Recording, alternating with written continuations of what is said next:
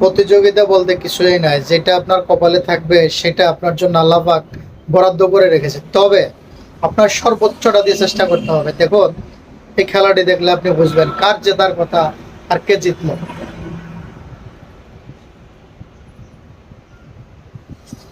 দুইজনেই সর্বোচ্চটা দিয়ে চেষ্টা করতেছে,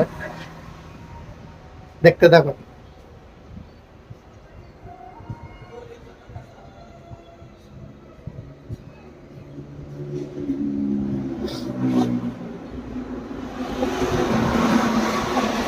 একজন আগায় গেছে, মনে হচ্ছে যেন সেই জিতবে, কিন্তু দেখুন শেষ পর্যন্ত কিন্তু আসলে তার আশাটা আশায় থেকে যাবে।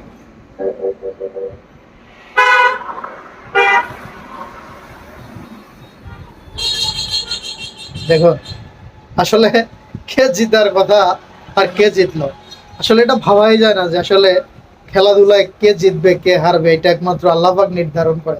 ভিডিওটি সবাই শেয়ার করে দেন। ধন্যবাদ সবাইকে।